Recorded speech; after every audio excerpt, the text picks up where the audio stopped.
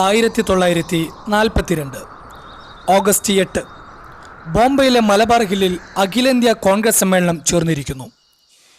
250 പ്രതിനിധികളും 8,000-ൽ പരം സന്ദർശകരും പങ്കെടുത്ത ഒരു കൂറ്റൻ സമ്മേളനം. യോഗത്തിൽ മൗലാന അബുൽ കലാം ആസാദ് അധ്യക്ഷനായിരുന്നു. യോഗത്തിൽ എഴുതി തയ്യാറാക്കിയിരുന്ന പ്രമേയം ജവഹർലാൽ നെഹ്റു സദസ്സിൽ വായിച്ചു. ബ്രിട്ടീഷുകാരോട് ഇന്ത്യ വിടുവാൻ ശക്തമായ ഭാഷയിൽ ആവശ്യപ്പെടുന്നതായിരുന്നു അതിലെ ഉള്ളടക്കം. പ്രമേയം വായിച്ചവസാനിപ്പിക്കുമ്പോൾ ജവഹർലാൽ നെഹ്റു പറഞ്ഞു, നാം അനുദിനം അപകടത്തിൽ നിന്നും അപകടത്തിലേക്ക് നീങ്ങിക്കൊണ്ടിരിക്കുന്നു. സാമ്രാജ്യത്വ ശക്തിയെ അധികാരത്തിലിരുത്തുന്നത് ഒരു ശാപവും ഭാരവുമായി ഈ രാഷ്ട്രത്തിന് തോന്നിത്തുടങ്ങിയിരിക്കുന്നു. ഇന്ത്യ സാമ്രാജ്യവാദത്തിൻ്റെ കളിത്തട്ടായി മാറിയിരിക്കുന്നു. ഇന്നത്തെ ഈ അപകടത്തെ തരണം ചെയ്യാൻ ഇന്ത്യ ഒരന്തിമ സമരത്തിന് തയ്യാറാവേണ്ടി വന്നിരിക്കുകയാണ്. കഴിഞ്ഞ 22 വർഷമായി നാം നടത്തിയ സമാധാന സമരങ്ങളിൽ കൂടി നാം നേടിയ മുഴുവൻ അഹിംസാ ശക്തിയും ഇക്കാര്യത്തിന് ഉപയോഗിക്കാൻ ഇന്ത്യൻ നാഷണൽ കോൺഗ്രസ് നിശ്ചയിച്ചിരിക്കുന്നു. ഈ സമരം അക്രമരഹിതമായ മാർഗത്തിലൂടെ നയിക്കാൻ മഹാത്മാഗാന്ധിയോട് അപേക്ഷിക്കുകയും ചെയ്യുന്നു എന്ന് പറഞ്ഞുകൊണ്ട് ജവഹർലാൽ നെഹ്റു തൻ്റെ പ്രസംഗം അവസാനിപ്പിക്കുന്നു. തുടർന്ന് ഗാന്ധിജി എഴുന്നേറ്റു. സദസ്സ് ജയാരവങ്ങളോടെ അദ്ദേഹത്തെ അഭിവാദ്യം ചെയ്തു. സദസ്സിൽ എവിടെ നിന്നും മഹാത്മാഗാന്ധിക്ക് ജയ് എന്ന മുദ്രാവാക്യം നിലക്കാതെ മുഴങ്ങി. ഗാന്ധിജി പ്രസംഗം ആരംഭിച്ചു. പ്രമേയത്തെ വിശദീകരിച്ചുകൊണ്ട് 140 മിനിറ്റ് നേരം ഏതാണ്ട് 2 മണിക്കൂർ ഗാന്ധിജി പ്രസംഗിച്ചു. അദ്ദേഹത്തിൻ്റെ രാഷ്ട്രീയ ജീവിതത്തിലെ തന്നെ ഏറ്റവും നീണ്ടതും പ്രധാനപ്പെട്ട പ്രസംഗവുമായിരുന്നു അത്. തുടക്കം മുതൽ തന്നെ ഗാന്ധി വളരെ വികാരാധീതനായിരുന്നു. വികാരാധിക്യം കൊണ്ട് അദ്ദേഹത്തിൻ്റെ വാക്കുകൾ മുറിഞ്ഞുപോയി. അദ്ദേഹം പറഞ്ഞു, എനിക്ക് സ്വാതന്ത്ര്യം വേണം, ഉടനെ വേണം, അടുത്ത സൂര്യോദയത്തിന് മുമ്പ് ലഭിക്കുമെങ്കിൽ അത്രയും വേഗം.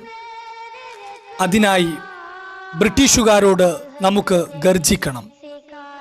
ക്വിറ്റ് ഇന്ത്യ, ഇന്ത്യ വിടുക.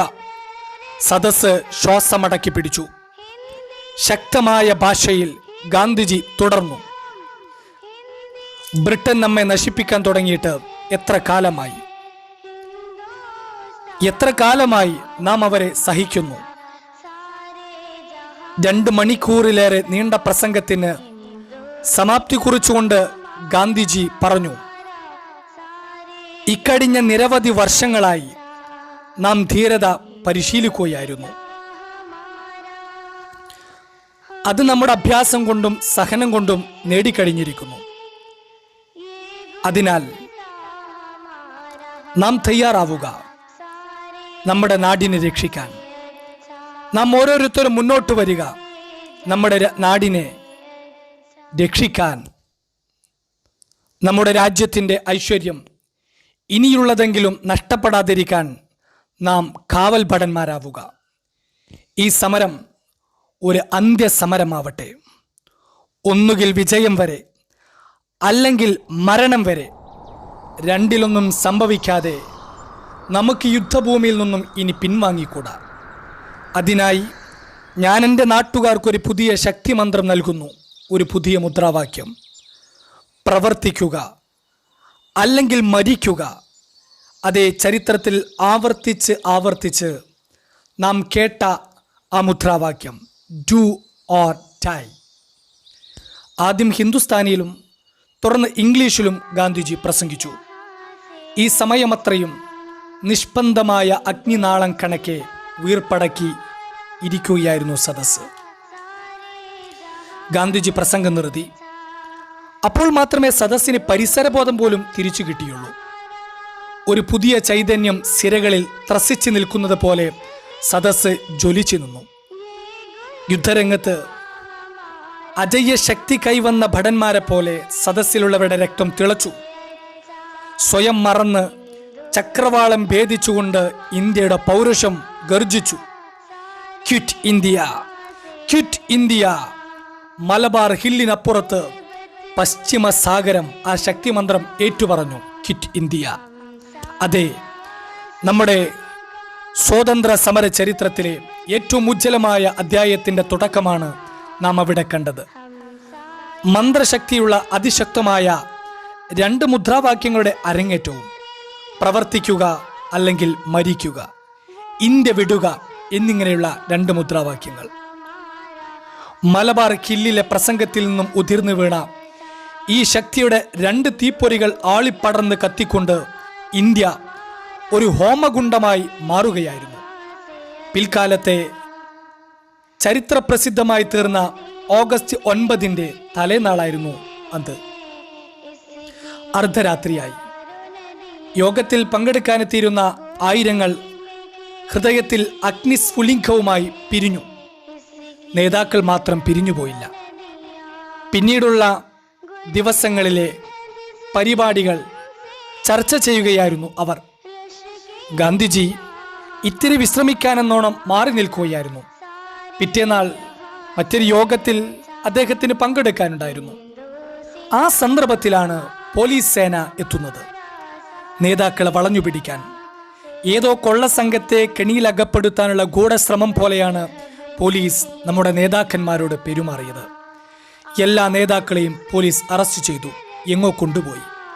അജ്ഞാത കേന്ദ്രങ്ങളിലേക്ക് കൊണ്ടുപോയി. ഗാന്ധിജിയും അറസ്റ്റിലായി. പതിവ് പോലെ ഉണർന്ന ശേഷം പ്രാർത്ഥനയ്ക്ക് വേണ്ടി തയ്യാറെടുക്കുകയായിരുന്നു ബാപ്പു. അപ്പോഴാണ് വാഹനവുമായി വന്ന് പോലീസ് അദ്ദേഹത്തെ റാഞ്ചിയത്. ഓഗസ്റ്റ് 9 നേരം പുലർന്നു. നേതാക്കൾ അറസ്റ്റ് ചെയ്ത വാർത്ത നാടെങ്ങും പരന്നു. ജനങ്ങൾ സംഭീതരായി.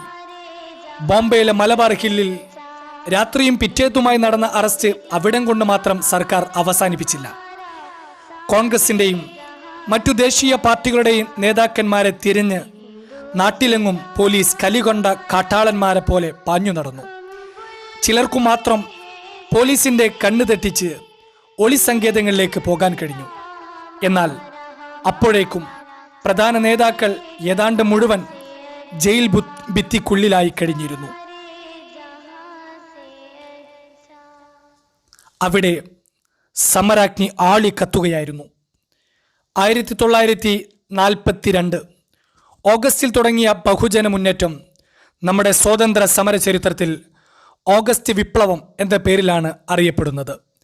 ക്വിറ്റ് ഇന്ത്യ സമരം എന്ന പേരിലും ഈ സമരം അറിയപ്പെടുന്നു. നേതാക്കൾ മുഴുവൻ തുറങ്കിലടക്കപ്പെടുക മൂലം നമുക്ക് നേതൃത്വം നഷ്ടപ്പെട്ടു പോയിരുന്നു. എന്തൊക്കെ ചെയ്യണമെന്നും ചെയ്യരുതെന്നും ആർക്കും പിടിയുണ്ടായിരുന്നില്ല. ഒന്നാം സ്വാതന്ത്ര്യ സമരമായി നാം കണക്കാക്കുന്ന പട്ടാള വിപ്ലവ രംഗം പോലെ ചില കാര്യങ്ങൾ മാത്രം അറിയാം. ഗാന്ധിജി നമ്മെ പഠിപ്പിച്ചതും നാം ശീലിച്ചു പോന്നതും നിയമലംഘനം, സത്യാഗ്രഹം, ജാഥ നയിക്കൽ, അറസ്റ്റ് വരിക്കൽ തുടങ്ങിയവയായിരുന്നു. ആ ശീലമാണ് തുടക്കത്തിൽ നാം സമരരംഗത്ത് കാണിച്ചിരുന്നത്. എന്നാൽ തുടക്കം പോലെയല്ല പിന്നീടുണ്ടായത്. രംഗം ചൂടുപിടിച്ചപ്പോൾ ജനങ്ങൾ സ്വയം നേതൃത്വം ഏറ്റെടുത്തു. ഒരു അന്ത്യസമരത്തിന് തയ്യാറായതുപോലെ അവർ പെരുമാറി. ഇന്ത്യ മുഴുവൻ യുദ്ധഭൂമിയാക്കി മാറ്റി. ഓഗസ്റ്റ് വിപ്ലവത്തെക്കുറിച്ച് മാത്രം നമുക്കൊരു കൂറ്റൻ ഗ്രന്ഥം എഴുതാനുള്ള വകയുണ്ട്. സമരക്കാർ ഗതാഗതം സ്തംഭിപ്പിച്ചും വാർത്താവിനിമയം വിച്ഛേദിച്ചും ഭരണം സ്തംഭിപ്പിക്കുക എന്നതായിരുന്നു സമരമുഖത്തെ ഏറ്റവും മുഖ്യമായ അടവ്. അതിനായി തീവണ്ടിപ്പാളങ്ങൾ തകർത്തു. ടെലിഫോൺ ടെലിഗ്രാഫ് കമ്പികൾ വിച്ഛേദിച്ചു. റോഡുകൾ ഗതാഗത യോഗ്യമല്ലാതാക്കി. മുഖ്യ സഞ്ചാരമാർഗങ്ങളൊക്കെ അവർ ബ്ലോക്ക് ചെയ്തു. പാലം സ്ഫോടക വസ്തുക്കൾ ഉപയോഗിച്ച് തകർത്തു. സർക്കാർ ആഫീസുകൾ കയ്യേറി നശിപ്പിക്കുകയോ അവിടുത്തെ ഫയലുകൾ കത്തിക്കുകയോ ചെയ്തു. റെയിൽപാളങ്ങൾ തകർന്നതു കാരണം പലയിടത്തും തീവണ്ടിയോട്ടം നിലച്ചു. റോഡുകളും പാലങ്ങളും സഞ്ചാരയോഗ്യമല്ലാതായി. ഗതാഗതം മുടങ്ങി. അതുകൊണ്ട് തന്നെ പോലീസിനോ സൈനിക വാഹനങ്ങൾക്കോ സമരരംഗത്തേക്ക് വളരെ പെട്ടെന്ന് കടന്നു ചെല്ലാൻ പറ്റാതായി. വാർത്താ സംവിധാനം നിശേഷം മുടങ്ങി. പല പ്രദേശവും ഒറ്റപ്പെട്ടു പോയി. അങ്ങനെയുള്ള പ്രദേശങ്ങളിൽ നാട്ടുകാർ സ്വയം ഭരണം നടത്തി. ഉത്തർപ്രദേശിൻ്റെയും വടക്കൻ ബീഹാറിൻ്റെയും ചില ഭാഗങ്ങൾ, ബംഗാളിലെ മിഡ്നാപൂർ, ബോംബെ സംസ്ഥാനത്തിലെ സത്താറ എന്നീ പ്രദേശങ്ങൾ സ്വയം സ്വാതന്ത്ര്യം പ്രഖ്യാപിച്ചു. സർക്കാർ കെട്ടിടങ്ങളിലെ യൂണിയൻ ജാക്ക് വലിച്ചു താഴ്ത്തി. പകരം ദേശീയ പതാക പറപ്പിച്ചു. സമാന്തര ഭരണം നടത്തി. ബ്രിട്ടീഷ് സർക്കാരിൻ്റെ ഉദ്യോഗസ്ഥന്മാരെ പിരിച്ചുവിട്ടു. ഇന്ത്യക്കാരെ പുതിയ നിയമനം നടത്തി. ജയിൽ തുറപ്പിച്ചുകൊണ്ട് രാഷ്ട്രീയ തടവുകാരെ മോചിപ്പിച്ചു. പോലീസുകാരെ പിരിച്ചുവിടുകയും ചിലരെ ജയിലിലടക്കുകയും ചെയ്തു. വെള്ളക്കാരായ ജോലിക്കാരെ മുഴുവൻ അറസ്റ്റ് ചെയ്ത് തുറങ്കലിലാക്കി. ജോലിക്ക് ചേർന്നവരെ സ്വതന്ത്ര ഗവൺമെന്റിനോട് കൂറുള്ളവരായി സത്യപ്രതിജ്ഞ ചെയ്യിപ്പിച്ചു. കൂട്ടാക്കാത്തവരെ തടവിലിട്ടു. എന്നാൽ സർക്കാർ ഇതൊക്കെ വെറുതെ നോക്കിയിരിക്കുകയായിരുന്നു എന്ന് ധരിക്കരുത്. ആയിരക്കണക്കിന് പ്രക്ഷോഭകാരികളെ അവർ വെടിവെച്ചു കൊന്നു. റൈഫിളുകളും യന്ത്രത്തോക്കുകളും ബീരങ്കികളും ഉപയോഗിച്ചുകൊണ്ട് ഒരു യുദ്ധമുന്നണിയിൽ എന്ന പോലെയാണ് ഫാസിസ്റ്റ് സർക്കാർ നമ്മുടെ പൂർവികരോട് പെരുമാറിയത്. കരയിലൂടെ വാഹനത്തിൽ ചെന്നുചേരാൻ കഴിയാത്തിടങ്ങളിൽ വിമാനങ്ങളിൽ താഴ്ന്നു പറന്നുകൊണ്ട് വെടിവെച്ചും ബോംബിട്ടും പ്രക്ഷോഭം നേരിട്ടു. 2 വർഷക്കാലത്തിലേറെ ഈ സമരം നീണ്ടുനിന്നു. തുടങ്ങുമ്പോഴും അവസാനിക്കുമ്പോഴും നമുക്ക് ശരിയായ ഒരു നേതൃത്വം ഉണ്ടായിരുന്നില്ല. സമരം മൂലം നമുക്കുണ്ടായ ക്ലേശങ്ങൾ ഒരിക്കലും പറഞ്ഞറിയിക്കാൻ സാധിക്കാത്തതാണ്. രാജ്യം യുദ്ധമൊഴിഞ്ഞ പോർക്കളം കണക്കെ ആൾനാശവും ഭൗതികമായ മറ്റു നാശങ്ങളും എണ്ണിക്കണക്കാക്കാവുന്നതായിരുന്നില്ല. നമുക്കുണ്ടായ നാശനഷ്ടങ്ങളെപ്പറ്റി ചെറിയ തോതിലുള്ള ഒരു കണക്ക് ഇന്ത്യൻ നാഷണൽ കോൺഗ്രസ് തയ്യാറാക്കിയിരുന്നു. അതുപ്രകാരം 15,000 വിലയേറിയ ജീവൻ ഈ ഒരു ദുർഘട സന്ധിയിൽ നമുക്ക് നഷ്ടപ്പെട്ടു.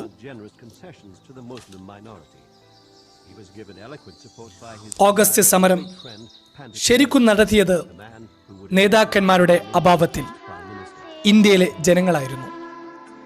നേതാക്കളെ ഒന്നടങ്കം തുറങ്കലിൽ അടച്ചപ്പോൾ കുപിതരായ ജനസഞ്ചയം തോക്കും ബൈനറ്റും ചൂണ്ടി നിന്നുകൊണ്ടുള്ള ബ്രിട്ടീഷ് സാമ്രാജ്യത്തിൻ്റെ വെല്ലുവിളി തൻ്റെ ഇടത്തോടെ ഏറ്റെടുക്കുകയാണ് ഉണ്ടായത്. നായകനില്ലാത്ത പട പോലെ തോന്നിയതെന്തൊക്കെയോ അതൊക്കെ അവർ ചെയ്തു. ആധുനിക ശക്തിക്ക് മുന്നിൽ ചൂളി നിൽക്കാതെ അവർ തികഞ്ഞ തൻ്റെ ഇടവും പൗരുഷവും കാട്ടി.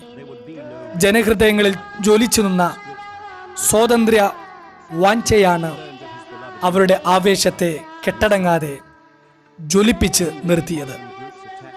ഓഗസ്റ്റ് വിപ്ലവത്തെ വിലയിരുത്തിയ ജവഹർലാൽ നെഹ്റു പിന്നീട് ഒരു പ്രസംഗത്തിൽ ഈ ജനമുന്നേറ്റത്തെ ഇങ്ങനെ വിലയിരുത്തി: ജനഹൃദയങ്ങളിൽ ജ്വലിച്ചുയർന്ന അടങ്ങാത്ത സ്വാതന്ത്ര്യ മോഹത്തിൻ്റെ ബഹിസ്ഫുരണങ്ങളായിരുന്നു അത്. അവർ വഴിവിട്ട് സഞ്ചരിച്ചിരിക്കാം, അവർക്കങ്ങനെ മാത്രമേ പെരുമാറാൻ കഴിയുമായിരുന്നുള്ളൂ. ഈ അധമ്യമായ ജനമുന്നേറ്റത്തിൻ്റെ അഗ്നിസ്ഫുലിംഗങ്ങളാണ് 5 വർഷത്തിനു ശേഷം സ്വാതന്ത്ര്യത്തിൻ്റെ സ്വർണ്ണ പുഷ്പങ്ങളായി നമുക്ക് ഹർഷോന്മാദം നൽകിക്കൊണ്ട് വിരിഞ്ഞത്. അഹിംസയുടെ ക്ഷീരപദങ്ങളിൽ നിന്നും ഒരിക്കലും പതറിമാറാൻ കൂട്ടാക്കാതിരുന്ന ഗാന്ധി പോലും പിന്നീട് ഓഗസ്റ്റ് വിപ്ലവത്തെ അംഗീകരിക്കുകയും അതിൻ്റെ ന്യായാന്യായങ്ങൾ സ്വയം ഏറ്റെടുക്കുകയും ചെയ്തു. ഓരോ ഓഗസ്റ്റ് മാസം കടന്നു വരുമ്പോഴും, ഓരോ ഓഗസ്റ്റ് 9 കടന്നു വരുമ്പോഴും ക്വിറ്റ് ഇന്ത്യ സമരത്തിൻ്റെയും ഓഗസ്റ്റ് വിപ്ലവത്തിൻ്റെയും ഓർമ്മകൾ നമ്മളിലേക്ക് കടന്നു വരേണ്ടതുണ്ട്. ഇന്നലകളിൽ നമ്മുടെ പൂർവികർ രക്തം നൽകിയത്, ജീവൻ നൽകിയത് ഒരു ബഹുസ്വര ഇന്ത്യക്ക് വേണ്ടിയായിരുന്നു. ആധുനിക ഫാസിസ്റ്റ് ശക്തികൾ നമ്മുടെ പൂർവികർ രക്തവും ജീവനും നൽകി നേടിയെടുത്ത സ്വാതന്ത്ര്യത്തിൻ്റെ മുകളിൽ അധികാരത്തിൻ്റെ ഹുങ്ക് കൊണ്ട് ഫാസിസത്തിൻ്റെ മനോഭാവം പ്രകടിപ്പിക്കുമ്പോൾ നാം ഓഗസ്റ്റ് വിപ്ലവത്തെ വിസ്മരിക്കാതെ ഓഗസ്റ്റ് വിപ്ലവത്തിൽ നിന്ന് ആവേശം ഉൾക്കൊണ്ടുകൊണ്ട് ഒരു പുതിയ ഇന്ത്യക്ക് വേണ്ടി നമ്മൾ പ്രവർത്തിക്കേണ്ടതുണ്ട്, നമ്മൾ ജീവിക്കേണ്ടതുണ്ട്, നമ്മൾ നിലകൊള്ളേണ്ടതുണ്ട്. അതുകൊണ്ട് ഒരിക്കൽ കൂടി നമ്മൾക്ക് പ്രഖ്യാപിക്കാം, ഒരു പുതിയ ഇന്ത്യയെ സൃഷ്ടിക്കാൻ നമുക്ക് ഡു ഓർ ഡൈ എന്ന മുദ്രാവാക്യത്തെ ഉറക്കെ ഉറക്കെ ഇനിയും പ്രഖ്യാപിക്കാം. വരും തലമുറക്ക് വേണ്ടി ഇനിയും ആ മുദ്രാവാക്യത്തെ ഉറക്കെ നമ്മൾക്ക് പ്രഖ്യാപിക്കാം. Do or die.